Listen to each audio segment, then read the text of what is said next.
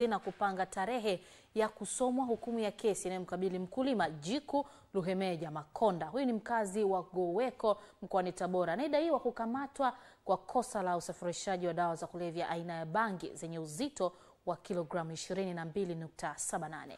Hii ni ripoti ya Exaudi Mtei.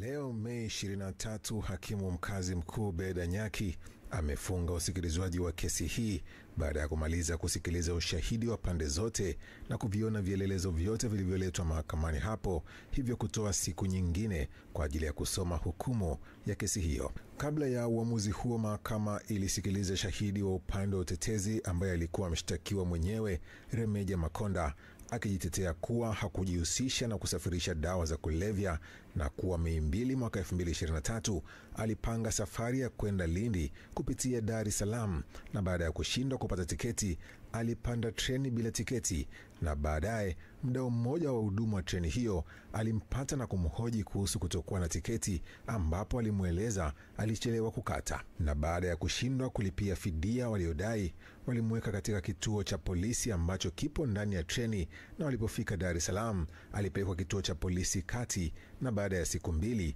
alifuatwa kuhojiwa. Alidai alipohojiwa alishangaa na ulizwa kuhusu tuhuma za kukutwa na bangi ndani ya treni, na baada ya kukataa tuhuma hizo alipigwa. Kutokana na kipigo hicho, siku ya pili alipohojiwa tena alikiri kosa, polisi wasiendelee kumpiga na kuwa maelezo aliandika wanayajua wao.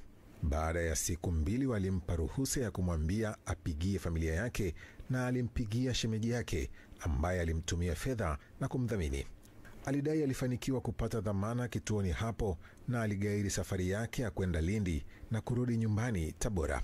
Aidha, Februari 13, 2024 alikamatwa tena na polisi akiwa nyumbani kwake na kupelekwa kituo cha polisi Tabora mjini hadi Mei 6, 2024 walipomsafirisha kumpeleka Dar es Salaam, na Machi 8 kumfikisha katika mahakama ya hakimu mkazi Kisutu na kusomewa shtaka ambalo halijui.